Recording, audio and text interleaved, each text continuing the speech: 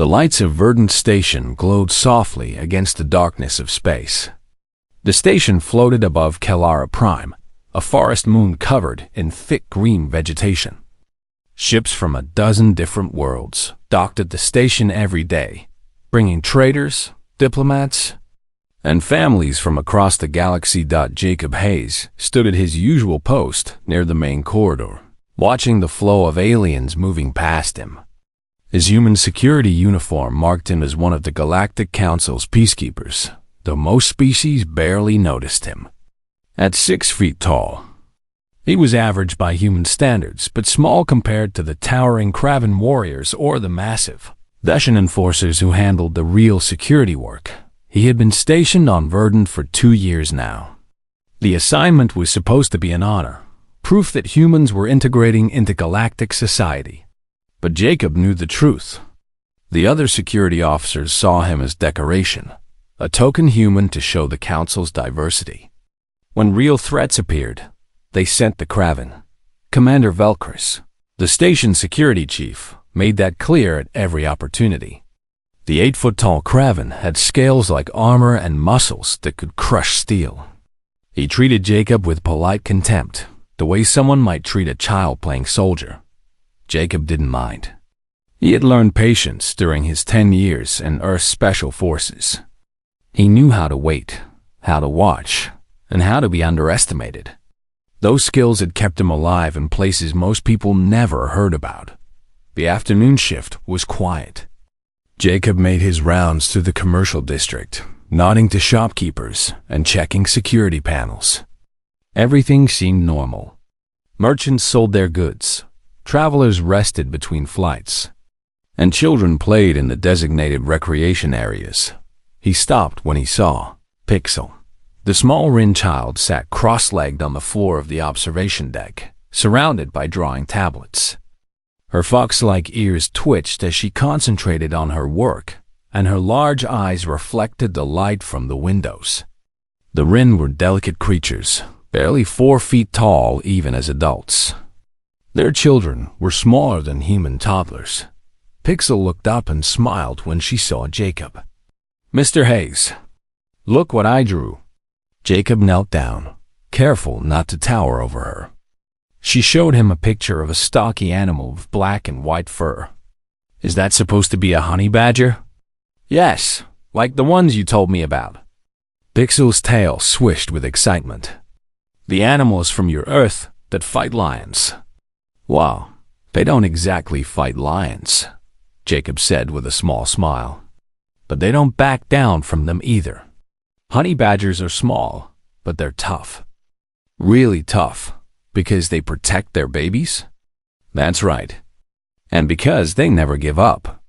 No matter how big the threat is, a honey badger will stand its ground." Pixel's parents approached from the ambassador's office nearby. They were Rin diplomats assigned to Verdant to establish cultural exchange programs. They nodded politely to Jacob, but always kept their distance. Most species did. Humans were still new to the galactic community, still proving themselves. "Pixel, it's time for evening meal," her mother said gently. "Can Mr. Hayes come too?" "He has work to do, little one." Jacob watched them leave, the small family walking together toward the residential quarters. Something about the scene made him uneasy, though he couldn't explain why. Just instinct, the kind developed through too many years in dangerous places. He continued his patrol, checking the lower levels and the docking bays. Everything was secure. But the feeling wouldn't go away. That evening, Jacob attended the security briefing in Commander Velkris's office. The Kraven stood at the head of the table, his clawed hands resting on a display screen. 6 other security officers sat around the room, all of them non-human, all of them larger and more physically imposing than Jacob. "We have received intelligence reports," Velkris announced. "Karvesh hunting packs have been spotted in this sector." The room went silent. Everyone knew about the Karvesh. They were hunters, predators who tracked rare and exotic prey across the galaxy. They didn't hunt for food. They hunted for sport, for trophies, for the thrill of the kill. The Council believes they may target this station, Belkris continued. We are to implement enhanced security protocols immediately. Jacob raised his hand. Sir, shouldn't we evacuate the civilian families? If the Karvesh are really cunning, we will do no such thing, Belkris interrupted. That would show weakness. This station has defenses, and it has warriors. Let the Karvesh come. They will find Kraven's steel waiting for them. But the families are perfectly safe under our protection. Your concern is noted, Hayes, but humans do not understand Karvesh psychology.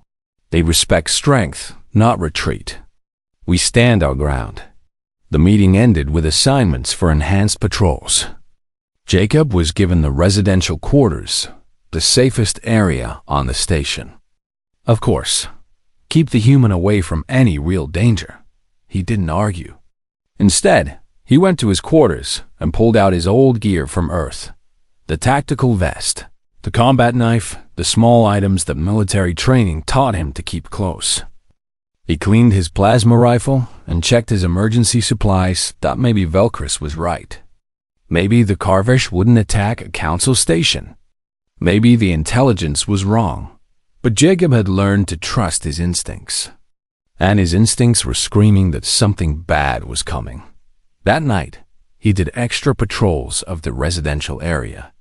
He memorized the emergency exits, the maintenance tunnels, the places where security cameras had blind spots. He noted which families had children, which quarters would be hardest to defend at midnight. He passed by the Rin ambassador's quarters.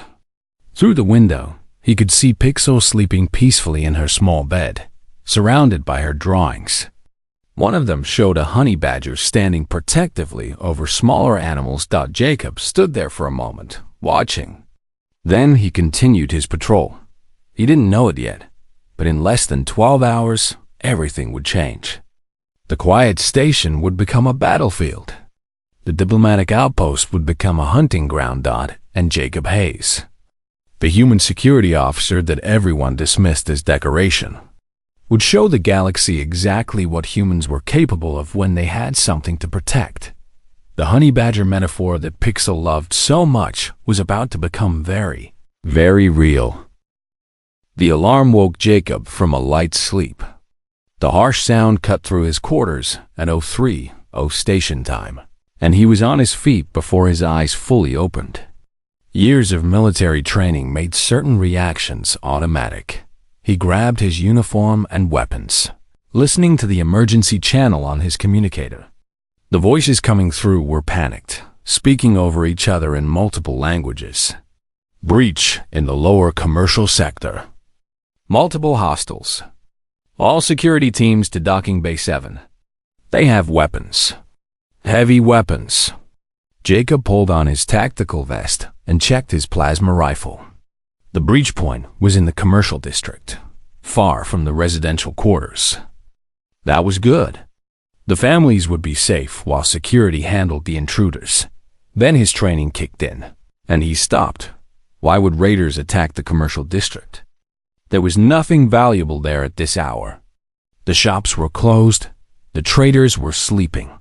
If someone wanted to steal supplies or cargo, they would hit the storage bays. If they wanted hostages, they would go for the diplomatic offices. The commercial district made no sense as a target, unless it wasn't the target at all. Jacob's blood went cold. He grabbed his gear and ran for the residential quarters, ignoring the orders coming through his communicator to report to the commercial sector. Something was wrong. His instincts were screaming at him, the same instincts that had kept him alive in a dozen combat zones on Earth. The corridors were empty. Everyone had responded to the alarm, pulling security away from the quiet areas of the station. Jacob moved fast, his boots silent on the metal floor. He had learned how to move quietly in the dark a long time ago. When he reached the residential wing, everything looked normal. The lights were on low power for night cycle. The doors were all sealed. No signs of damage or intrusion.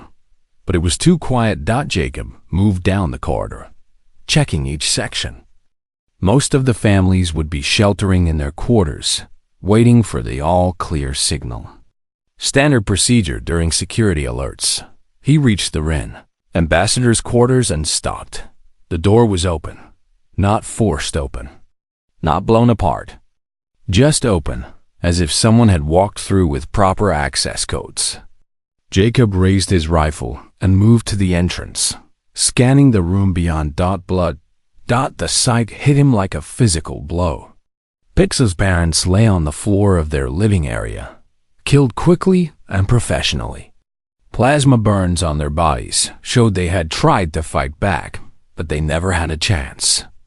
The Rin were not warriors. They were artists and diplomats. Jacob forced himself to focus, to push away the anger rising in his chest. He swept the quarters room by room, checking for threats and survivors. Pixel's room was empty. Her bed was torn apart. Her drawings were scattered across the floor. And there was a blood trail leading out of the room, small drops that couldn't belong to the child. Someone had been injured taking her. Jacob followed the trail into the corridor. It led away from the main sections, toward the emergency maintenance tunnels. The access panel was open, torn from its housing. Someone had gone through in a hurry. He looked down at the blood drops and scorch marks on the floor. Then he looked back at the bodies of Pixel's parents. The pieces fell together in his mind. This wasn't a raid. It was a hunt. The Karvish had come for a trophy. They had created a diversion in the commercial district to pull security away. Then they had killed the Rin ambassadors and taken their child.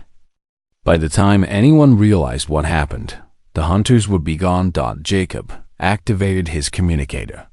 Haste to Commander Velkris. Static answered him. The Karvish were jamming communications. Of course they were. He tried again, switching frequencies, but got nothing. He was on his own. Jacob looked down the dark maintenance tunnel. He could wait for backup.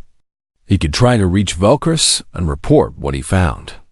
By the time security responded, organized a pursuit team, and moved out, the Karvish would be long gone. Pixel would disappear into the black market for exotic creatures if she was lucky. If she wasn't lucky, she would become a trophy on some hunter's wall. The smart move was to wait for backup. Jacob had never been good at making the smart move. He went back to his quarters, moving fast.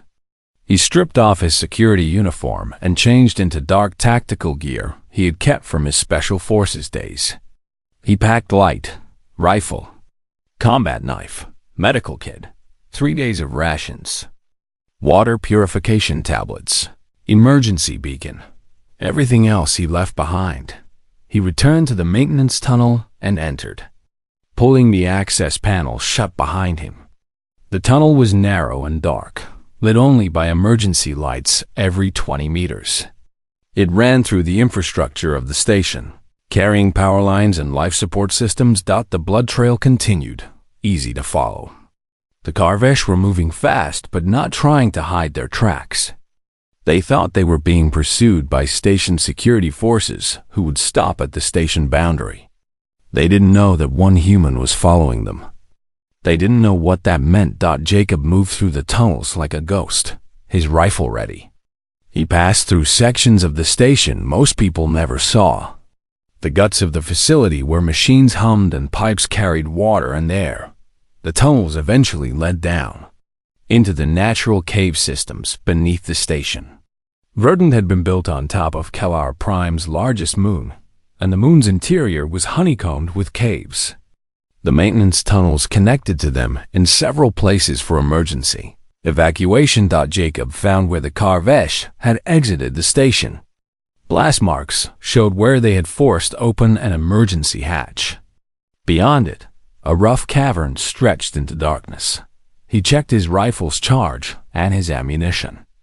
Then he activated the low-light vision on his tactical goggles and entered the cave. The tracks were easier to follow now. The Karvish had 12 members in their hunting pack, and they weren't being careful anymore. They thought they were safe. They thought they had won. Jacob moved deeper into the caves, following the signs. Broken rock where someone had slipped. Scorch marks on the walls from portable lights. The faint smell of alien biology, different from the species he knew on the station. He found the first campsite an hour into his pursuit. The hunters had stopped here briefly, probably to check their prize and treat the one Jacob had wounded during the extraction. Empty medical supplies and food containers were scattered on the ground. Jacob examined everything, building a picture in his mind. 12 Karvish, all heavily armed. They were confident, celebrating even. One of them had been injured but not seriously. They were moving toward an extraction point where their ship would pick them up. And they had Pixel. Jacob's hands tightened on his rifle. He thought about the small Rin child who drew pictures of honey badgers, who asked innocent questions about Earth animals, who called him Mr. Hayes with such trust in her voice. The Karvish had made a mistake. They had taken something that wasn't theirs to take. They had killed innocents and stolen a child. They thought they were hunters. They were about to learn what it meant to be prey. Jacob moved deeper into the caves, following the trail. The hunter had become the hunted, and the Karvish didn't even know it yet. Behind him, the station alarms still blared. Security forces were dealing with the diversion in the commercial sector. Commander Velkris was organizing a response to an attack that was already over. But ahead of him, in the darkness of the caves, a different kind of response was coming. The kind that didn't follow rules or procedures. The kind that didn't stop until the threat was eliminated. The kind that would leave the field in ruins. The caves went deeper than Jacob expected. The tunnels twisted and branched, forming a maze beneath the moon's surface. But the Karvish left a clear trail, and he followed it patiently. After 6 hours of careful tracking, he found their camp. The cavern was large, maybe 50 meters across. The Karvish had set up portable lights that cast harsh shadows on the stone walls. Jacob counted 12 figures moving around the space, exactly as he expected. They had arranged their gear in a loose circle, with sleeping areas and a cooking station. And in the center, inside a shimmering containment field, sat Pixel. The small Rin child was curled into a ball, her fox-like ears pressed flat against her head. She wasn't crying. That scared Jacob more than if she had been. Pixel was in shock, traumatized beyond tears. He forced himself to look away from her and study the hunters. The Karvish were large creatures, 7 feet tall with thick armor-like skin. Their forearms ended in clawed hands, and their eyes glowed faintly in the dim light. Each one carried weapons that could cut through steel, but they weren't being careful. They had posted only 2 guards, and those guards were relaxed, confident. The rest of the hunting pack was celebrating, passing around containers of something that was probably alcohol. Their leader, the largest Karvish, stood near Pixel's containment field. He was speaking to the others in their clicking, growling language. Jacob's translator unit picked up fragments. Perfect specimen. Council will never find us. Greatest hunt of my career. The huntmaster's name was Zrask. Jacob filed that information away. He watched for another hour, learning their patterns. The guards changed every 2 hours. 3 hunters were designated for equipment maintenance. 2 stayed close to Zrask at all times, probably lieutenants. The others rotated between rest and celebration. They thought they were safe. They thought station security would stop at the station boundary. They thought wrong.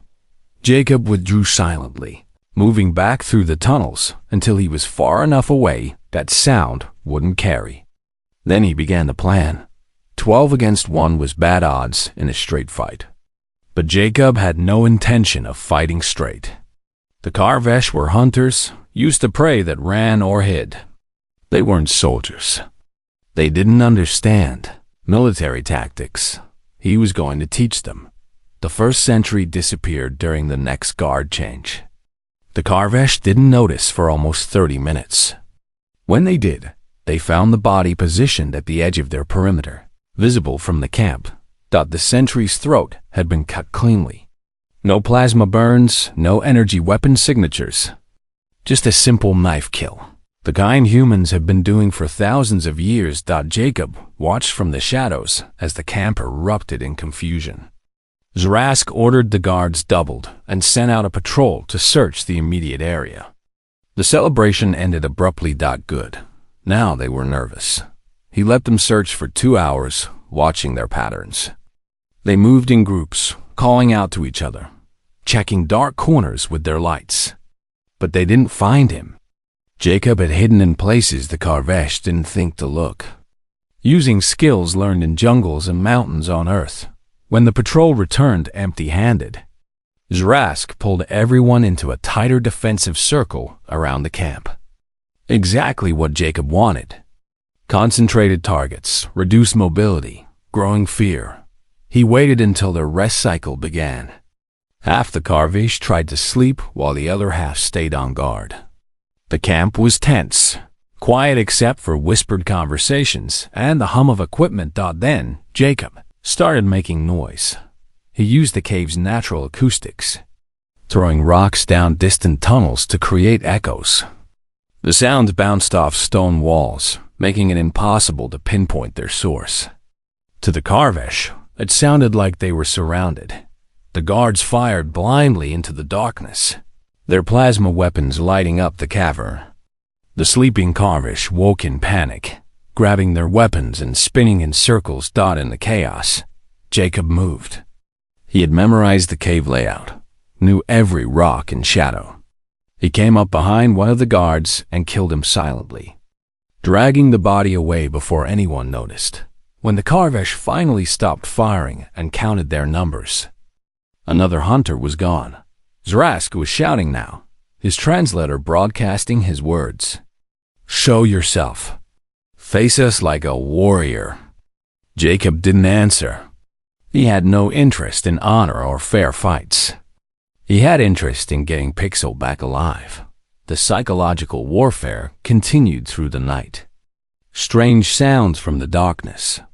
Shadows that moved at the edge of their lights.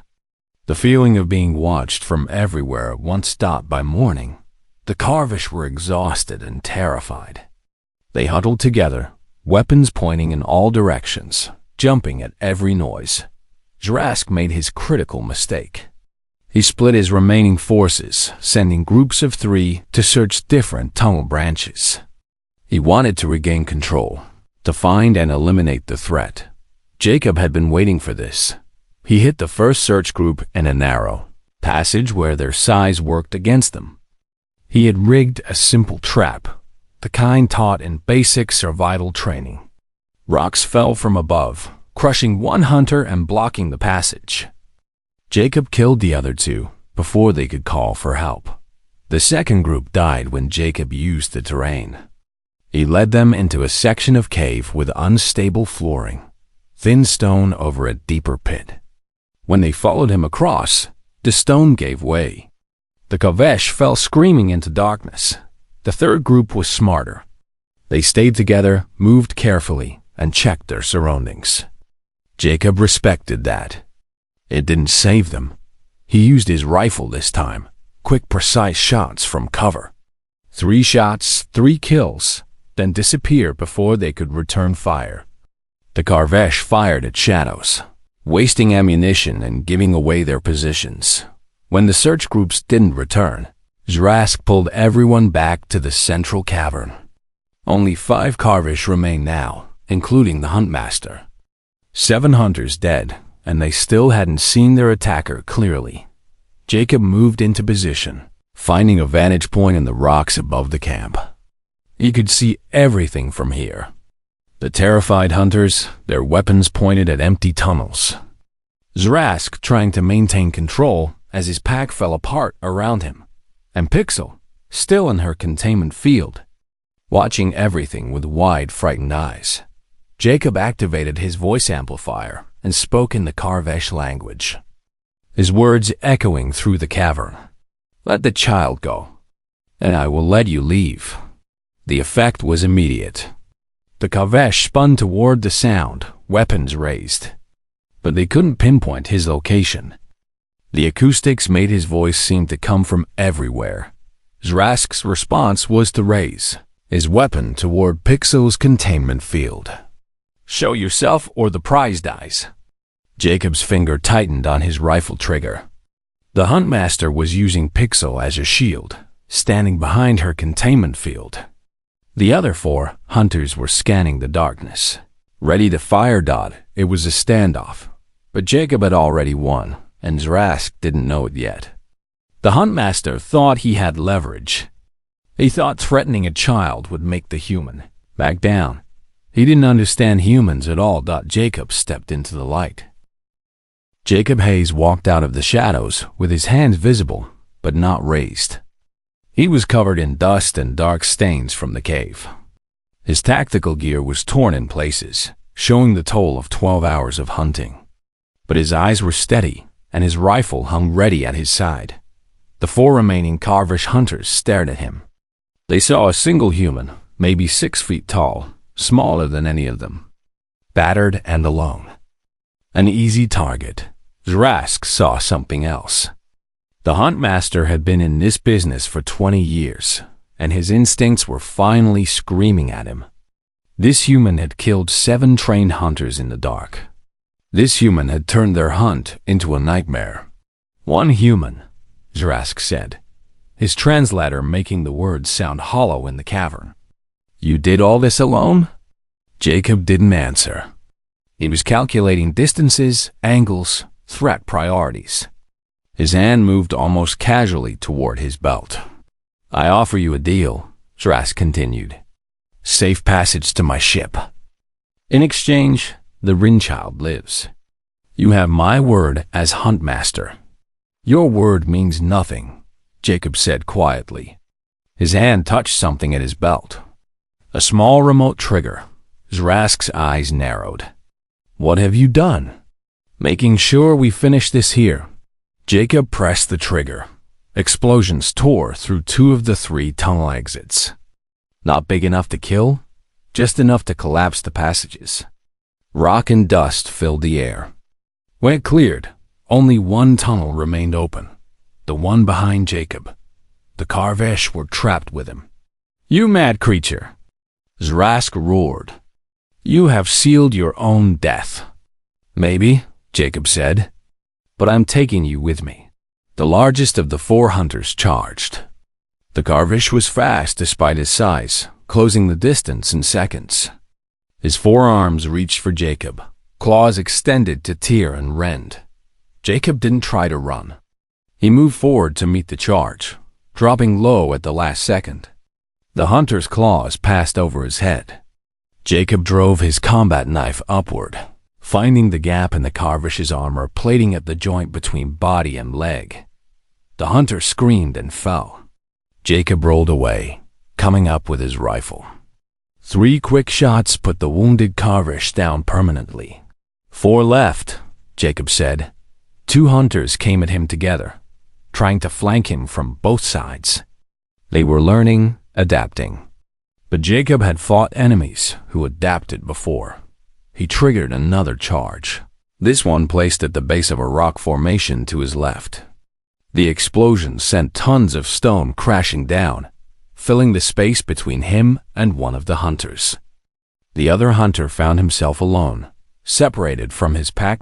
Jacob showed him no mercy. The fight was close and brutal.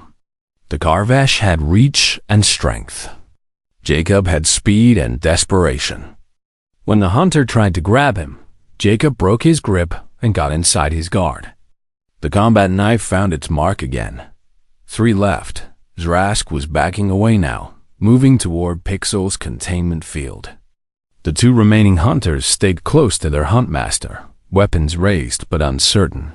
"You are supposed to be diplomats," Zrask shouted. "Peaceful creatures who negotiate and talk. This is not possible." "We are peaceful," Jacob said, moving forward steadily. "Until you threaten our children. Then we become something else." One of the remaining hunters panicked and tried to reach Pixel's containment field. thinking to use the child as a shield. Jacob didn't hesitate.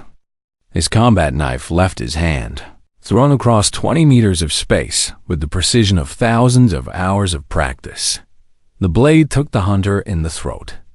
The Karvesh fell, his hand outstretched toward the field, but never reaching it. Two left. The final bodyguard looked at his dead companions, then at Jacob, then at Zrask. The Huntmaster was screaming at him to attack, to fight, to do his duty. The hunter dropped his weapon and ran for the remaining tunnel exit. Jacob let him go. He had no interest in killing someone who no longer posed a threat. Now it was just Rask and Jacob, the Huntmaster and the human, the hunter and the protector.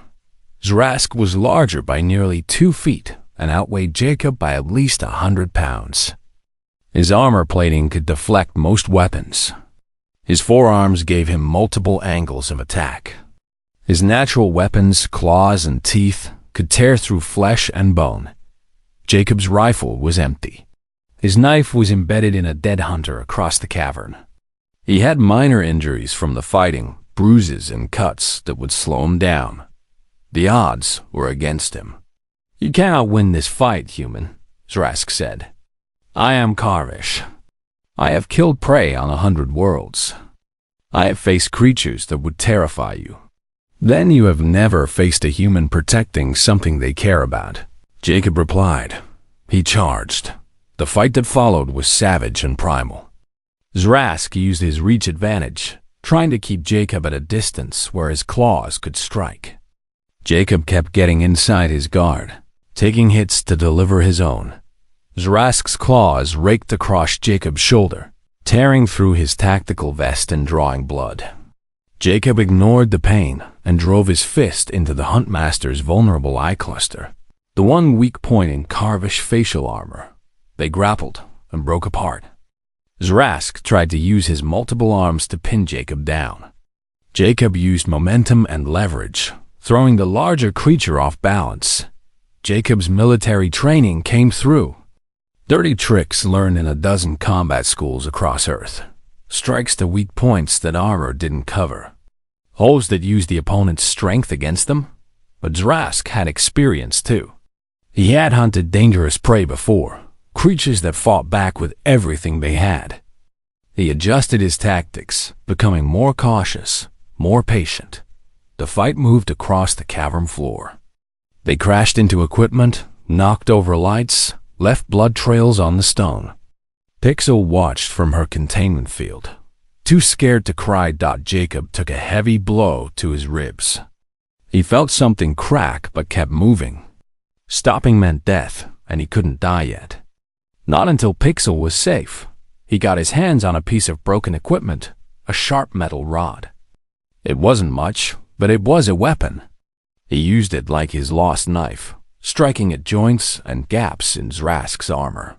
The Huntmaster roared in pain and fury. He grabbed Jacob with all 4 arms, lifting him off the ground. His jaws opened wide, preparing to bite down on the human's head. Jacob drove the metal rod up through the soft tissue under Zrask's jaw, pushing with all his remaining strength. The Huntmaster's roar became a gurgle. His grip loosened.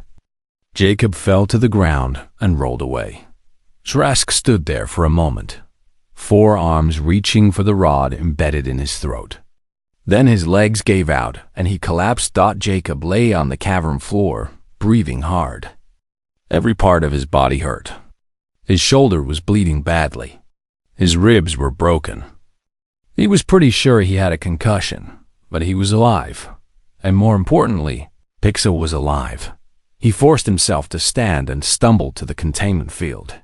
His hands shook as he worked the controls, using emergency override codes he had learned during security training. The field dropped. Pixel ran to him, her small arms wrapping around his legs. She was crying now, all the fear and trauma finally breaking through. "It is okay," Jacob said softly, wincing at the pain in his ribs. "You are safe now. I have got you." He pulled off his torn jacket and wrapped it around the child. Then he activated his emergency beacon. the one he had carried all this way for this exact moment. The signal would take time to reach the station. Velkris would send a rescue team eventually. Until then, Jacob picked up a fallen Karvesh weapon and positioned himself at the remaining tunnel exit. He sat down with his back against the wall. Pixel curled up next to him under his jacket. If anything else came through that tunnel before rescue arrived, it would have to go through him first. The honey badger had defended its charge, and it would keep defending her until its last breath. Commander Velkris entered the cave system 12 hours after Jacob's emergency beacon activated. The Kraven warrior had brought his full security team, 20 heavily armed soldiers prepared for anything. What they found left them speechless. The cave system looked like a war zone. Collapsed tunnels, blast marks, and improvised traps showed tactical planning that most military units would struggle to achieve. And everywhere, there were bodies. 12 Karvesh hunters lay dead throughout the caves. Each kill told a story. Some had been trapped and crushed. Others had been shot from ambush positions. A few showed signs of close combat, killed with knives or bare hands. Velkris followed the trail of destruction to the central cavern. His tactical scanner had picked up 2 life signs, one human and one Rin. Both alive but one badly injured. He found Jacob, sitting against the cavern wall with a plasma rifle pointed at the entrance. The human looked like he had been through a grinder. His shoulder was crudely bandaged, his face was bruised and swollen, and he moved like every breath caused pain. But his eyes were alert, and his finger was on the trigger. Pixel was sleeping against his chest, wrapped in Jacob's jacket. The small Rin child looked unharmed physically, though Velkris knew the psychological damage would take time to heal. "Ace," Velkris said carefully, keeping his hands visible. "It is me. You can lower your weapon."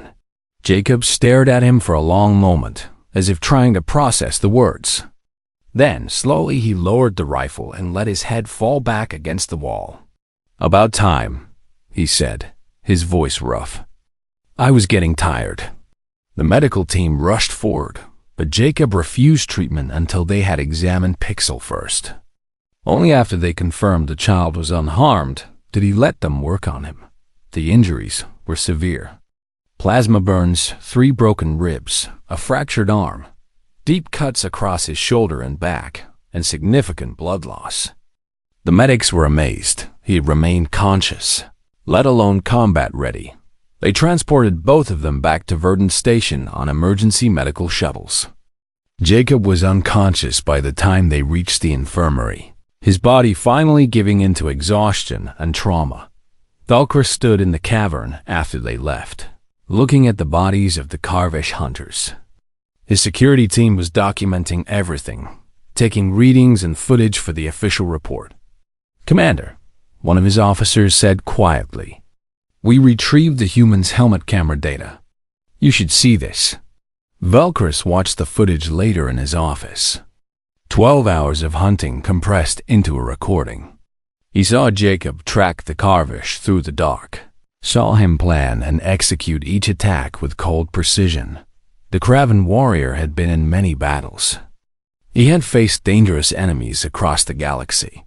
But what he saw in that footage was something different. It was methodical, relentless. A human operating at the edge of his capabilities, turning every disadvantage into a weapon. Size didn't matter. Numbers didn't matter. Only the objective mattered. Protect the child. Velkris thought about all the times he had dismissed humans as weak, as decoration, as soft diplomats unsuited for real security work. He had been wrong. The footage was shared with the Galactic Council Security Division. Within days, it became mandatory viewing for security training programs across multiple species. Everyone needed to see it. Everyone needed to understand what humans were capable of. The reaction was immediate and galaxy-wide. The Karvesh Hunting Federation issued a formal statement declaring, Rin children and any species under human protection permanently off-limits for sport hunting. Other hunter clans followed suit. It wasn't compassion driving this decision. It was simple mathematics. One human protector had eliminated 12 elite Karvesh hunters. The cost was too high. The risk was unacceptable. Jacob woke up 3 days later in the station's medical center. His body was wrapped in healing fields, and monitors tracked his recovery. Pixel was sitting in a chair beside his bed, drawing pictures. When she saw his eyes open, she smiled. "You are awake." "Hey, there," Jacob said, his voice still weak.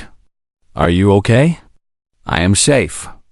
"You promised to keep me safe, and you did." A nurse came in and checked Jacob's vital signs, then went to notify the doctors. Within minutes, the room filled with medical staff, all of them wanting to examine the human who had done the impossible. Commander Velkris arrived an hour later.